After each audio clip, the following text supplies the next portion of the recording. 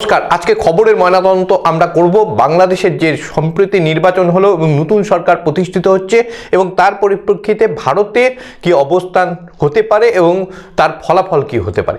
আমরা যদি দেখি তাহলে দেখতে পাবো যে প্রায় আমরা দেখতে পাচ্ছি যে একটা দীর্ঘ সময় বা অনেক মাস পর কিন্তু বাংলাদেশে একটা গণতান্ত্রিক সরকার প্রতিষ্ঠিত হচ্ছে। আমরা জানি 5ই আগস্ট 2024 সালে বাংলাদেশে কিন্তু হাসিনা সরকারের পতন হয়েছিল এবং তার পতনের পর সেখানে নোবেলজয়ী অধ্যাপক ইউনূস কিন্তু সরকারে আসেন এবং তিনি একটা অন্তর্বর্তী সরকারের একেবারে প্রধান উপদেষ্টা হিসেবে কাজ করেন। হ্যাঁ, তার কাজের পদ্ধতি নিয়ে কিন্তু অনেক অভিযোগ থাকতে পারে বা বিতর্ক থাকতে পারে, কিন্তু তার আমলে একটা যে নির্বাচন হলো সেই নির্বাচনে একটা গণতান্ত্রিক প্রক্রিয়ার একটা নতুন সরকার গঠিত হতে যাচ্ছে এবং আমরা যদি দেখি যে সেখানে বিএনপির প্রধানমন্ত্রী হিসাবে কিন্তু একেবারে আমরা যদি দেখতে পাই একেবারে সম্ভাব্য নাম তারেক রহমান হচ্ছে জিয়া, আমরা যদি দেখি খালেদা জিয়া তার পুত্র এবং খালেদা জিয়া কিন্তু একসময় উত্তরবঙ্গে তিনি থাকতেন জলপাইগুড়িতে এবং তিনি এখানেও একটা শৈশবে কিন্তু তিনি পড়াশোনা করেছেন। সুতরাং আমরা যদি বলতে পারি যে একেবারে উত্তরবঙ্গের মাটিতে কিন্তু আমরা যদি দেখি যার মামা বাড়ি অর্থাৎ উত্তরবঙ্গের ভাগ্নে সে কিন্তু বাংলাদেশের মসনদে বসতে চলেছেন। এটা অত্যন্ত আনন্দের উত্তরবঙ্গবাসীদের জন্য। এবার আসি এই নির্বাচনের ফলাফল নিয়ে। আমরা যদি দেখি তাহলে দেখতে পাবো বাংলাদেশের নির্বাচন 4টা পর্যন্ত হয়েছিল গতকাল এবং 4টা পর্যন্ত ইলেকশন শেষ হওয়ার সঙ্গে সঙ্গে কিন্তু গণনা শুরু হয়ে যায় এবং আমাদের ভারতবর্ষে যেভাবে গণনা হয় বাংলাদেশে গণনার পদ্ধতি কিন্তু একটু আলাদা এবং সেখানে ভোট গ্রহণ যেখানে যেই জায়গাতে শেষ হচ্ছে সেখানেই কিন্তু গণনা সেখান থেকে কিন্তু শুরু হয়ে যায় এবং সেই গণনার যে রিপোর্ট সেটা তাদের যে জাতীয় নির্বাচন কমিশন সেখানে যায় এবং সেখান থেকে তারা আনুষ্ঠানিকভাবে প্রত্যেকটা জায়গা ধরে ধরে তারা কিন্তু সেই ফল প্রকাশ করতে থাকে এবং সারা রাত ধরে কিন্তু এইভাবে ফল প্রকাশ হয়েছে এবং আমরা সেখানে দেখতে পেয়েছি যে বিপুল সংখ্যাগরিষ্ঠতা নিয়ে বিএনপি কিন্তু সরকারে আসতে চলেছে এবং আমরা আরও দেখতে পেয়েছি এবারের যে নির্বাচন সেই নির্বাচন একটু অন্যরকম ছিল। কেন অন্যরকম ছিল? এবারের যে সাধারণ নির্বাচন সেই নির্বাচনের পাশাপাশি কিন্তু এবার গণভোটের একটা আয়োজন করা হয়েছিল এবং এই গণভোট অত্যন্ত গুরুত্বপূর্ণ ছিল। এই কারণে ছিল কারণ এখানে প্রায় 84টা আমরা যদি দেখি তাহলে 84টা সংশোধনের যে প্রস্তাব ছিল সেখানে হ্যাঁ এবং না এর মাধ্যমে কিন্তু অর্থাৎ আপনার যদি সেই 84টা যে সংশোধন সেটাকে সমর্থন করেন তাহলে কিন্তু আপনাকে হ্যাঁ ভোট দিতে হবে এবং আপনি যদি সমর্থন না করেন তাহলে কিন্তু আপনাকে না ভোট দিতে হবে। এই ধরনের একটা অবস্থান কিন্তু বা একটা অপশন রাখা কিন্তু হয়েছিল এবং এই যে হ্যাঁ না এর মধ্যে কিন্তু বিতর্ক রয়েছে। কতগুলি বিতর্ক রয়েছে? 1 নম্বর বিতর্ক যেটা ছিল যে শুধুমাত্র হ্যাঁ এবং না কেন রাখা হচ্ছে, যেখানে 84টা অপশন একটা অপশন যদি থাকতো একটা বিষয় যদি থাকতো তাহলে কিন্তু সেই বিষয়টা নিয়ে হ্যাঁ নার উত্তর খোঁজা যেতে পারে, কিন্তু যেখানে 84টা প্রস্তাব রয়েছে সেখানে 84টা প্রস্তাবের মধ্যে হয়তো দেখা গেল কেউ 40টার মতো সমর্থন করলো এবং সে বাকি 40টাতে হয়তো সে সমর্থন করলো না এবং বাকি হয়তো 4টাতে তার অবস্থান সে হয়তো বোঝাতে পারলো না বা তার সেখানে তার কোনো মতামত নেই। ফলে অনেকের দাবি ছিল এখানে শুধু হ্যাঁ এবং না রেখে সেই সঙ্গে আরও একটি অপশন কিন্তু দেওয়া উচিত ছিল। হতে পারে সেটা যে বুঝতে পারি নাই, হতে পারে সেটা যে এই বিষয়ে মন্তব্য করব না, এই ধরনের একটা কিন্তু অপশন রাখা উচিত ছিল। এটা ছিল একটা দাবি।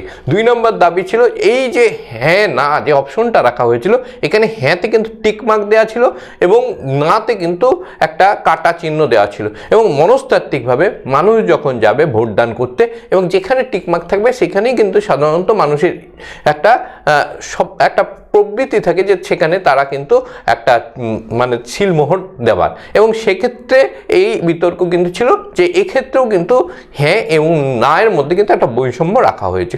এছাড়া অনেক ধরনের বিতর্ক কিন্তু ছিল।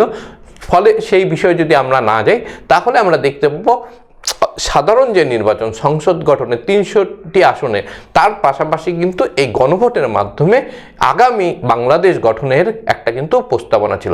তার মধ্যে বেশ কয়েকটি উল্লেখযোগ্য দিক ছিল, যেমন হচ্ছে এতদিন পর্যন্ত বাংলাদেশের সংসদ এক কক্ষ বিশিষ্ট ছিল, কিন্তু এবার কিন্তু ভারতের মতন সেখানে দ্বিকক্ষ বিশিষ্ট একটা কিন্তু সংসদ আমরা দেখতে পাবো। কারণ প্রস্তাবনা যেহেতু হ্যাঁ বেশি সংখ্যায় হয়েছে এবং তারা কিন্তু পাশ করে নিতে পেরেছে। এবং আমরা যদি দেখি অর্থাৎ উচ্চকক্ষ নিম্নকক্ষ থাকবে, এছাড়াও একাধিক কিন্তু বিষয় রয়েছে, যেমন প্রধানমন্ত্রী পদে কেউ যদি আসীন হন তিনি একটানা অথবা ভেঙে ভেঙে হলে 10 বছরের বেশি তিনি কিন্তু প্রধানমন্ত্রী পদে থাকতে পারবে না। এই ধরনের বিভিন্ন সংস্কার কিন্তু সেখানে আনা হবে এবং সেখানে অনেক ক্ষেত্রেই দেখা যাবে রাষ্ট্রপতির কিছু ক্ষেত্রে ক্ষমতা তার মধ্যে কিন্তু পরিবর্তন আনা হবে এবং কিছু সংযোজনও কিন্তু করা হবে। অর্থাৎ আমরা যদি দেখি তাহলে দেখতে পাবো এই হ্যাঁ না বিষয়টি অত্যন্ত গুরুত্বপূর্ণ। এবার আসি বাংলাদেশের যে এই নির্বাচন হলো কত শতাংশ ভোট পড়েছে। বিকাল 2টো পর্যন্ত আমরা দেখতে পেয়েছিলাম 47% ভোট পড়েছিল এবং 4টা অবধি ভোট হয়েছে। আজকে বাংলাদেশের যে নির্বাচন কমিশন তারা কিন্তু জানিয়েছে প্রায় 59% কিন্তু ভোট পড়েছে। আমরা ধরে নিলাম 60%ই ভোট পড়েছে, অর্থাৎ 40% মানুষ তারা কিন্তু তাদের যে জনাদেশ বা তাদের মতামত কিন্তু প্রকাশ করেনি। তা সত্ত্বেও কিন্তু বাংলাদেশে দেখা যাচ্ছে এই 40% মানুষ যেখানে জনমত দেননি, তারপরেও কিন্তু দেখা যাচ্ছে বাংলাদেশে বিএনপি সরকার হচ্ছে। যদিও বিভিন্ন সমীক্ষক দল তারা কিন্তু বলছিলেন এবার জামাত শিবির তারা সরকারে আসবেন, অর্থাৎ জামাত শিবিরের যে উল্লাস ছিল, যে উৎসাহ ছিল, সেটা কিন্তু ভাটা পড়েছে গতকালের নির্বাচনের ফলাফলের পর। এটা কিন্তু স্বাভাবিক এবং অনেকেই মনে করছিলেন যে ইউনূস কিন্তু যদিও তিনি একটা নিরপেক্ষ ভূমিকায় রয়েছেন এমন একটা কিন্তু তার যে মতামত সেটা থাকলেও বাস্তবিক ক্ষেত্রে কিন্তু দেখা গেছে যে তিনি জামাতের পক্ষে ছিলেন বা তার যে উপদেষ্টারা ছিলেন তারাও কিন্তু জামাতের পক্ষে ছিলেন, এমনটা কিন্তু মনে করা হচ্ছে। কারণ যখন আমরা দেখতে পেয়েছিলাম যে 5ই আগস্ট যে ঘটনা ঘটেছিল তারপরে কিন্তু ছাত্ররা একটা নতুন দল গঠন করেছিল এবং সেই দল কিন্তু তারা বিজয়ের পর তারা সেই দল কিন্তু জামাতের সঙ্গে সংঘবদ্ধভাবে এবারে যে নির্বাচন সেই নির্বাচনে জয়লাভ করেছে। অর্থাৎ জামাত শিবিরের যে জয় দেখানো হচ্ছে তার মধ্যে কিন্তু রয়েছে যে ছাত্ররা যে দল গঠন করেছিল তাদের যে সংখ্যা সেটাও কিন্তু রয়েছে। এবার আমরা যদি দেখি এর পরিপ্রেক্ষিতে ভারতের কি ভূমিকা হতে পারে, আমরা দেখতে পেয়েছি বিগত যে কয়েক মাস ছিল সেই কয়েক মাসের মধ্যে আমরা ধরে নিতে পারি প্রায় 20 মাস। এই 20 মাসের মধ্যে কিন্তু ইউনূস সরকার বারবার কিন্তু ভারতকে বিব্রত করবার চেষ্টা করেছে এবং তিনি এমন শব্দ ব্যবহার করেছেন যে শব্দগুলি সাধারণত আমরা যদি দেখি জিও পলিটিক্সের ক্ষেত্রে খাটে না। তিনি কিন্তু বারবার বলেছেন যে ভারতের 7টা যে রাজ্য রয়েছে উত্তর পূর্ব দিকে সেই রাজ্যগুলি ল্যান্ডলক এবং বারবার তিনি দাবি করেছেন তার অভিভাবক বাংলাদেশ, কিন্তু বাস্তব সেই কথা কিন্তু বলে না। তবে এটা নিয়ে কিন্তু কম বিতর্ক হয়নি এবং বাংলাদেশের যারা উপদেষ্টা ছিলেন তারা কিন্তু এমন কাণ্ড কারখানা ঘটেছে যা ভারতের ক্ষেত্রে যথেষ্ট অস্বস্তির বিষয় ছিল। যেমন ভারতের বিকৃত ম্যাপ কিন্তু তারা প্রকাশ করেছিলেন। এই ধরনের বিভিন্ন ঘটনা কিন্তু প্রকাশ্যে এসেছিল এবং তারপরে কিন্তু ভারত খুব ঠান্ডা মাথায় আমরা যদি দেখি কূটনৈতিক বুদ্ধি খাটিয়ে কখনোই কিন্তু বাংলাদেশের প্ররোচনায় কিন্তু পা দেয়নি এবং ভারত তাদের একটা যোগ্য দাদা যেমন থাকে বা যোগ্য প্রতিবেশী বা উপযুক্ত প্রতিবেশী সেই ভূমিকা কিন্তু পালন করে এসেছে। এবং আজকে যখন আমরা দেখতে পেলাম বিএনপি তারা ক্ষমতা দখল করলো, ভারতের প্রধানমন্ত্রী তিনি কিন্তু একটা টুইট বার্তা করেছেন এবং টুইটের মাধ্যমে বাংলাদেশকে বার্তা দিয়েছেন, বাংলাদেশের যে বিএনপি সরকার গঠিত হচ্ছে তাদেরকে ধন্যবাদ জ্ঞাপন করেছেন, তাদেরকে শুভেচ্ছা জানিয়েছেন এবং তিনি আশা প্রকাশ করেছেন যে আগামী দিনে ভারতের যে প্রকল্পগুলি রয়েছে সেগুলিকে আরও উন্নত হবে এবং বাংলাদেশের সাথে আগামী দিনের যে সম্পর্ক সেটা আরও নিবিড় হবে। অর্থাৎ বাংলাদেশের এই যে নির্বাচন, এই নির্বাচনের ফলাফলের পর ভারত কিন্তু আশাবাদী। আমরা দীর্ঘ 20 মাস ধরে দেখেছি ভারত কিন্তু কার্যত যে একটা অন্তর্বর্তী সরকার ছিল তাদেরকে আমরা যদি দেখি তাদের সঙ্গে খুব বেশি আলোচনায় যায়নি এবং তাদেরকে কার্যত মান্যতা দেয়নি। কিন্তু আজকে আমরা প্রধানমন্ত্রীর যে টুইট দেখলাম তাতে কিন্তু প্রকাশিত হলো যে ভারত যে দাবি করে যে গণতান্ত্রিক প্রক্রিয়ায় যেই সরকারই আসবে তাদের সঙ্গে ভারত সুসম্পর্ক রেখে ভারত কিন্তু ব্যবসা বাণিজ্য থেকে শুরু করে সমস্ত দিকে তারা একটা নিবিড় বন্ধুত্বের হাত কিন্তু বাড়িয়ে দেবে এবং আজকে কিন্তু তার প্রমাণ পাওয়া গেল। আমরা যদি দেখি এই যে তারেক রহমান বা বিএনপির এই জয় কিন্তু একটা আমরা বলতে পারি একটা উল্লেখযোগ্য ঘটনা। এই কারণে উল্লেখযোগ্য ঘটনা, বহু বিশেষজ্ঞ তারা কিন্তু দাবি করছিলেন যে জামাত এবার কিন্তু আসবে। এবং আমরা যদি দেখি তাহলে কিন্তু দেখতে পাবো 5ই আগস্ট যে উত্থান হয়েছিল ছাত্রদের দ্বারা বা ছাত্রদের সামনে রেখে কোনো একটা শক্তি যেটা করেছিল, তার পরিপ্রেক্ষিতে কিন্তু দেখা গিয়েছিল তীব্র ভারত বিদ্বেষ যেমন ছিল, তেমনই কিন্তু তারা 71-এর যে আন্দোলন এবং ভাষা দিবস আমরা যদি দেখি যে তার ভাষার দাবিতে যে একটা দেশের স্বাধীনতা, সেটা নিয়েও কিন্তু তারা মানছিলেন না। এবং মুজিবুর রহমান, বাংলাদেশের যাকে বলা হয় একেবারে আমরা বলতে পারি যে বাংলাদেশের পিতা, সেই তাকেও কিন্তু বিভিন্নভাবে অপদস্থ করবার একটা কিন্তু প্রচেষ্টা চলছিল। কিন্তু বিএনপি কিন্তু বারবারই বাংলাদেশের যে স্বাধীনতা সেটাকে কিন্তু তারা সম্মান দেয় এবং তাদের একটা কিন্তু মতামত রয়েছে যে বাংলাদেশ আলাদা রাষ্ট্র এবং পাকিস্তানের সঙ্গে তারা কিন্তু তাদের যে লড়াই, সেই লড়াইয়ের মাধ্যমে তারা আদায় করে নিয়েছে। অর্থাৎ বিএনপি এবারের যে নির্বাচন জয়লাভ করলো সেটা কিন্তু অত্যন্ত উল্লেখযোগ্য হয়ে থাকলো। কেন, এবার কিন্তু আমরা দেখতে পেয়েছি হাসিনাদের একদম উপস্থিতি ছিল না এবং তার পরিপ্রেক্ষিতে যারা হাসিনা শিবিরের লোক ছিলেন তাদের অনেকে হয়তো ভোটদান করেননি, কিন্তু এই জায়গাতে কিন্তু একটা মাস্টার স্ট্রোক দিয়েছিলেন তারেক রহমান বা তার টিম। তারা কিন্তু বিএনপি বারবার প্রচার করেছিল যেহেতু এবারের নির্বাচনে নৌকা নেই, ফলে নৌকা মনে করতে হবে যে ধানের শীষকে, এবং ধানের শীষে ভোটদান মানেই কিন্তু নৌকায় ভোট দেওয়া। এবং বাস্তব ক্ষেত্রে কিন্তু আমরা দেখতে পেয়েছি বাংলাদেশের জনগণ তারা কিন্তু সেই যে একটা বক্তব্য, সেই যে স্লোগান, সেটাকে কিন্তু হিলমোড় দিয়েছে বা তারা বিশ্বাস করেছে। এইবার কিন্তু বাংলাদেশের কাছে একটা আমরা যদি দেখতে পাই তাহলে দেখতে পাবো বাংলাদেশের কাছে একটা যেমন সুযোগ চলে আসলো যে বাংলাদেশকে আরও উন্নত করবার, আরও সমৃদ্ধ করবার। অন্যদিকে কিন্তু আমরা দেখতে পাবো যে বাংলাদেশের যে নতুন সরকার আসবে তাদের কাছেও কিন্তু একটা নতুন চ্যালেঞ্জ থাকবে। কেন, জামাত প্রথমবারের জন্য তারা বিরোধী দল হিসাবে এই বিপুল সংখ্যক আসন নিয়ে তারা কিন্তু এসেছে সংসদে, অর্থাৎ তাদের কিন্তু প্রায় 70-এর বেশি আসন কিন্তু তাদের থাকছে। অর্থাৎ তারা কোনোভাবেই কিন্তু ছেড়ে কথা বলবে না। অর্থাৎ সরকার চালাতে গিয়ে এবারের যে নির্বাচনের পরবর্তীতে যারা সরকারে আসছেন বিএনপি, তাদেরকে কিন্তু যথেষ্টই একটা কঠিন বাধার সম্মুখীন হতে হবে, বিশেষত ভারতের সঙ্গে সম্পর্ক বন্ধুত্বপূর্ণ করবার ক্ষেত্রে। কেন, জামাত কিন্তু সম্পূর্ণভাবে একটা ভারত বিরোধী তাদের অবস্থান কিন্তু রয়েছে। এবং আমরা যদি দেখি তাহলে দেখতে পাবো যে বাংলাদেশে ইউনিট সরকার এই যে গণভোটের ব্যবস্থা করেছিল, এই গণভোট যেমন হ্যাঁ তারা এমনভাবে একটা সাজিয়েছিল যে হ্যাঁতেই কিন্তু হ্যাঁ মেলাবে মানুষ। যেহেতু আমি বললাম যে তৃতীয় কোনো অপশন রাখা ছিল না।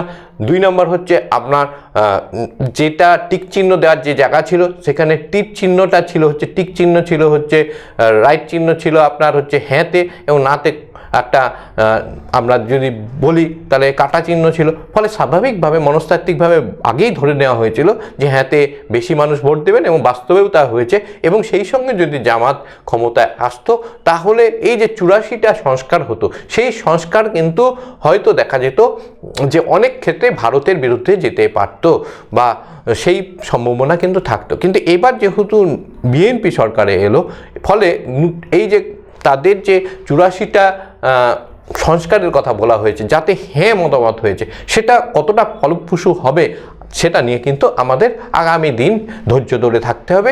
আমরা সেই বিষয়ে কিন্তু দেখতে পাবো। কিন্তু আমরা যদি দেখি তাহলে দেখতে পাবো ভারতের এই যে বিএনপি আসার ক্ষেত্রে কোনো সমস্যা তৈরি হলো নাকি লাভ হলো। প্রথমত হচ্ছে এক সময় কিন্তু বিএনপি ও ভারতের সমানভাবেই কিন্তু বন্ধু ছিল, এবং পরবর্তী সময় হাসিনা সরকার আমরা যদি দেখি তখন কিন্তু বিএনপি কিছুটা ভারতের থেকে দূরে সরে গিয়েছিল বা তাদের সুরেও কিছুটা ভারত বিদ্বেষের মনোভাব ছিল। কিন্তু বর্তমান যখন সময় তখন কিন্তু দেখা গিয়েছে ভারতও যেমন একটা নমনীয় ভূমিকা ছিল, বিএনপিও কিন্তু একটা নমনীয় ভূমিকায় ছিল। এবং যখন পর্যন্ত বিএনপির আমরা যদি দেখি তখন তো প্রধানমন্ত্রী ছিল না, কিন্তু বিএনপির নেতা হিসাবে তারেক রহমান যখন বিদেশ থেকে ফিরলেন তখন কিন্তু ভারতের একেবারে আমরা বিদেশ মন্ত্রী আমরা যদি দেখি তাহলে কিন্তু দেখতে পাবো বিদেশ মন্ত্রকের পক্ষ থেকে কিন্তু একেবারে জয়শঙ্কর পৌঁছে গিয়েছিলেন বাংলাদেশে, এবং তিনি কিন্তু তার সঙ্গে অর্থাৎ তারেক রহমানের সঙ্গে কিন্তু আলোচনা করেছিলেন, সৌজন্য সাক্ষাৎ করেছিলেন। কিন্তু আমরা ইউনূসের সাথে কিন্তু সেই ধরনের সাক্ষাৎ আমরা করতে দেখিনি। অর্থাৎ প্রথম থেকেই কিন্তু ভারত বিএনপিকে স্বীকৃতি দিয়ে আসছিল, ফলে বন্ধুত্বপূর্ণ অবস্থানের একটা সুযোগ কিন্তু ভারতের জন্য তৈরি হয়ে গেল। এবার আমরা তাকিয়ে থাকব যে বিএনপির পক্ষ থেকে কয় পা এগোনো হয় এবং ভারতের পক্ষ থেকেও কয় পা এগোনো হয়। কারণ ভারত এবং বাংলাদেশ এই দুই প্রতিবেশী দেশ যদি মিলেমিশে কাজ করে সেক্ষেত্রে কিন্তু আমরা দেখতে পেয়েছি বিগত দিনেও সেটা কিন্তু মানে দুই দেশের জন্যই কিন্তু শুভ। অর্থাৎ আমরা দেখতে পেয়েছি যে নতুন একটা সরকার গঠন হচ্ছে এবং সেই সরকার কিন্তু বিএনপি একটা আগামী দিনে অন্তত 5 বছর জন্য তারা কিন্তু মানুষের আশীর্বাদ পেয়েছে। এখন তারা 5 বছর টিকে থাকতে পারে কিনা সেটাও কিন্তু দেখবার বিষয় রয়েছে। কারণ জামাত যেহেতু একটা শক্তিশালী বিরোধী হিসাবে উঠে এসেছে, ফলে কাজটা মোটেই কিন্তু সহজ হবে না। অন্যদিকে কিন্তু আমরা যদি দেখি এতদিন ধরে প্রায় 20 মাস ধরে যে তীব্র ভারতের বিরোধিতা এবং ভারতের বিরোধিতার জন্য বাংলাদেশের নিজের যে বিভিন্ন জায়গায় ক্ষতি করবার একটা প্রবণতা দেখা যাচ্ছিল অনেক ইস্যুতেই বা অনেক চুক্তিতেই, যেটা কিন্তু হয়েছে, ফলে সেই বিষয়ে কিন্তু আগামী দিনে আমাদের ধৈর্য ধরে থাকতে হবে, বাংলাদেশের অবস্থান দেখতে হবে এবং একই সঙ্গে কিন্তু ভারত তার পরিপ্রেক্ষিতে কি অবস্থান নেয় সেটাও কিন্তু অত্যন্ত গুরুত্বপূর্ণ হয়ে উঠল। তবে এই নির্বাচনের পর মনে করা হচ্ছে ভারত এবং বাংলাদেশ দুই দেশের কাছে কিন্তু একটা সুযোগ চলে এলো যে বন্ধুত্বপূর্ণ আবহে আবারও বিভিন্ন ধরনের উন্নয়নমূলক কাজ এগিয়ে নিয়ে যাওয়ার। আজকে খবরের ময়নাতদন্ত এই পর্যন্তই। নমস্কার।